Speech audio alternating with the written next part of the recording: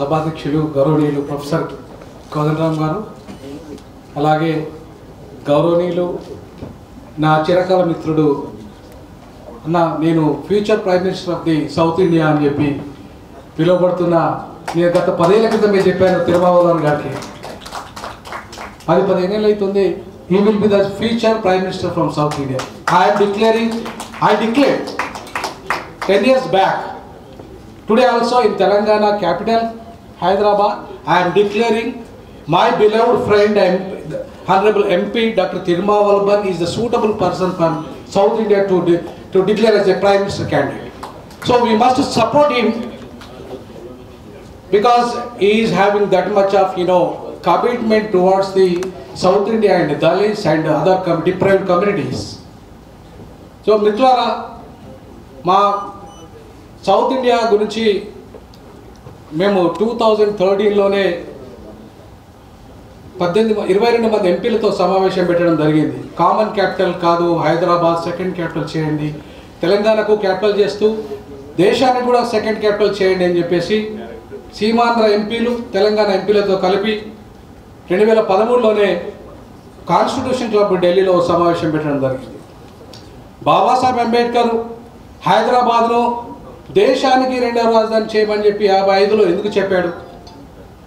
ఎందుకంటే north communal కాబట్టి, north undemocratic కాబట్టి, అభివృద్ధి నిరోధక రాష్ట్రం కాబట్టి, దేశం ఆ ప్రాంతం కాబట్టి, హిందుస్థాన్ అనే ఒక ముఖ్యమైన ఆధిపత్య ధోరణి ఉన్న ప్రాంతం కాబట్టి ఆ ప్రాంతానికి దక్షిణాదికి పడదు, దక్షిణాది ఎట్టి పరిస్థితుల్లో ప్రత్యేకంగా ఉండాల్సిందే అని చెప్పి బాబాసాహెబ్ అంబేద్కర్ 1955లోనే ఫజల్ అలీ కమిషన్కు లేఖ రాస్తూ స్పష్టం చేయడం జరిగింది, దక్షిణాదికి హైదరాబాద్ను సెకండ్ క్యాపిటల్ చేయండి.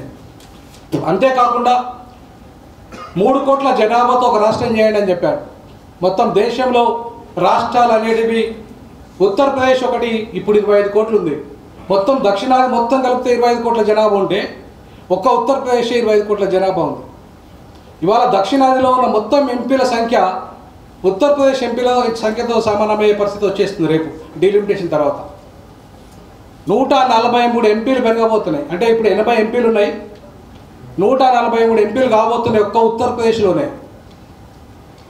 అంటే అర్థమైంది, మొత్తం దేశంలో పూర్తిగా ఆధిపత్య ప్రాంతంగా ఉత్తరప్రదేశ్ మారబోతుంది. కుమారి మాయావతి గారు అందుకే 4 రాష్ట్రాలు చేయమని అసెంబ్లీ తీర్మానం చేశారు. ఎందుకు చేయలేదు? నిజంగా బీజేపీకి కాంగ్రెస్కు ఒక పాలసీ, నేషనల్ పాలసీ ఉంటే ఈ దేశంలో ఆంధ్రప్రదేశ్ని విభజించినట్టే ఉత్తరప్రదేశ్ని కూడా ఎందుకు విభజించలేదు? ఎందుకంటే వాళ్ళ ఉత్తరాది ఆధిపత్యం కోసం విభజించలేదు. వాళ్ళే ప్రధానమంత్రులుగా ఉండాలి, వాళ్ళే రాష్ట్రపతులుగా ఉండాలి, వాళ్ళే స్పీకర్లుగా ఉండాలి, వాళ్ళే అన్ని మొత్తం కీలకమైన కేంద్ర ప్రభుత్వ శాఖలన్నీ వాళ్ళ చేతిలో ఉండాలి, చివరికి వాళ్ళకే క్యాపిటల్ సిటీ ఉండాలి. అంటే కంప్లీట్గా ఉత్తరాది ఆధిపత్యము ఈ దేశంలో పర్మనెంట్గా కొనసాగడానికి మొదటనే రాష్ట్రాల విభజన కమిషన్లోనే తప్పు జరిగింది. ఉత్తరాలు అతిపెద్ద రాష్ట్రాలు గాను, దక్షిణాది చిన్న రాష్ట్రాలు గాను, ఈశాన్య రాష్ట్రాలు మరింత చిన్న రాష్ట్రాలు గాను చేయడమే తప్పని బాబాసాహెబ్ అంబేద్కర్ చెప్పాడు. మరి ఇంతవరకు దాని మీద చర్చ జరగలేదు పార్లమెంట్లో.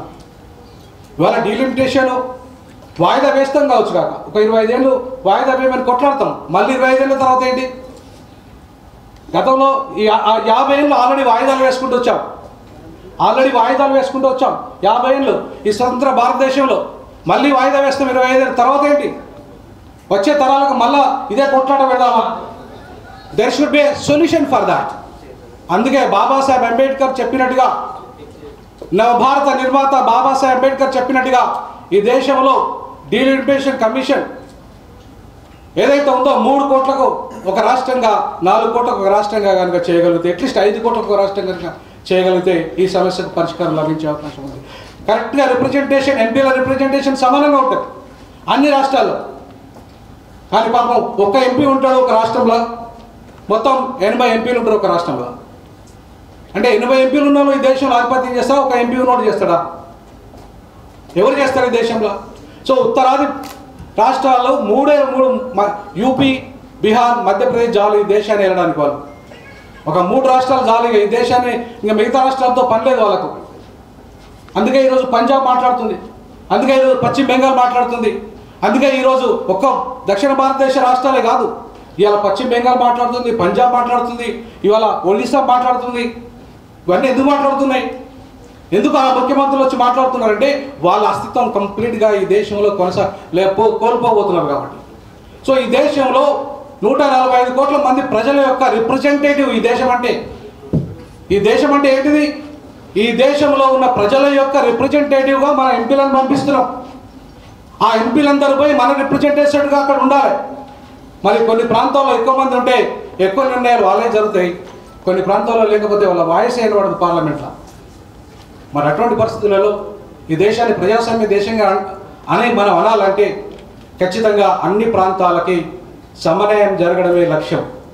ఆ లక్ష్య సాధనలో భాగంగా ఇలా ఈ సమావేశాన్ని ఏర్పాటు చేసిన ప్రొఫెసర్ కోదండరామ్ సార్ని మనం ఈ సందర్భంగా అభినందిద్దాం. తప్పకుండా ఇట్లాంటి సమావేశాలు అందరం కలిసి దక్షిణాదిలో, ఈ దక్షిణాది ప్రాంతము చాలా డెమోక్రటిక్ ప్రాంతము, సెక్యులర్ ప్రాంతము. ఈ ప్రాంతం నుండి అనేక సాయుధ పోరాట ఉద్యమాలు కానీ, నక్సలైట్ పోరాటం కానీ, ఈ ప్రాంతం నుండి సామాజిక విప్లవ పోరాటాలు కానీ, సామాజిక న్యాయ పోరాటాలు కానీ ఈ ప్రాంతం నుండే వచ్చాయి. కాబట్టి ఇంత గొప్ప ప్రాంతం, ఈ ప్రాంతాన్ని, ఈ ప్రాంత అస్తిత్వాన్ని, ఈ హక్కులను కాపాడుకునే దిశగా తప్పకుండా ప్రొఫెసర్ కోదండరామ్ సార్తో కలిసి పనిచేస్తాం. ఖచ్చితంగా డీజాక్ ఏర్పాటు చేసింది అందుకు, దక్షిణాది జాయింట్ యాక్షన్ కమిటీ ఏర్పాటు చేసింది అందుకు. సో ఆ దక్షిణాది జాయింట్ యాక్షన్ కమిటీ ఏదైతే ఉందో, గతంలో టీజాక్ ఎట్లయితే పనిచేసిందో అందరం కలిసి మనమంతా కూడా మన దక్షిణాదిలో ఒక బలమైన ఉద్యమాన్ని, ప్రధానంగా రాజకీయ ఉద్యమాన్ని, ఈ రాజకీయ పార్టీల సమూహంతో కలిసి ప్రజా ఉద్యమాన్ని నడిపిస్తే తప్ప వాళ్ళు భయపడి రారు. లేకపోతే ఖచ్చితంగా ఈ పర్మనెంట్గా ఉత్తరాది శాస్త్రంగా ఆధిపత్యము, హిందీ, హిందుస్థాన్, అహిందూ అనే ఈ 3 ఆధిపత్యాన్ని ఒకే దేశం ఒకే ఎన్నిక రూపంలో జమిలీ ఎన్నికలు తీసుకురాబోతున్నారు. తప్పకుండా వాళ్ళు ఇప్పటికే అన్ని చేసుకున్నారు, 370 రద్దు చేశారు. అట్లాగే అయోధ్య వాళ్ళు నిర్మించారు. ఇక వాళ్ళు చేయాల్సిందల్లా జమిలీ ఎన్నికల పేరుతో ఈ దేశంలో పూర్తిగా ప్రజాస్వామ్యాన్ని రద్దు చేసి అధ్యక్ష తరహా పరిపాలనలో ఇలా మోడీ ఈ దేశానికి మొదటి ప్రధానమంత్రి ఒక నియంత్రణ ప్రెసిడెంషియల్ ఫార్మ్ ఆఫ్ గవర్నమెంట్ తీసుకురావడానికి ఒక ప్రయత్నం జరగబోతుంది. కాబట్టి ఈ ప్రజాస్వామ్యాన్ని కాపాడేది దక్షిణాదే, ప్రజాస్వామిక విలువల్ని కాపాడేది దక్షిణాదే. ఆ ప్రజాస్వామిక పోరాటాలకు పిలుపునిస్తున్న ప్రొఫెసర్ కోదండరామ్ గారిని అభినందిస్తూ మనమంతా కలిసి భవిష్యత్తులో ఐక్య ఉద్యమాల వైపు నడుపుతూ రాజ్యాంగాన్ని, ప్రజాస్వామ్యాన్ని కాపాడుకుందామని తెలియజేస్తూ సెలవు తీసుకున్న. జై భీమ్, జై భారత్.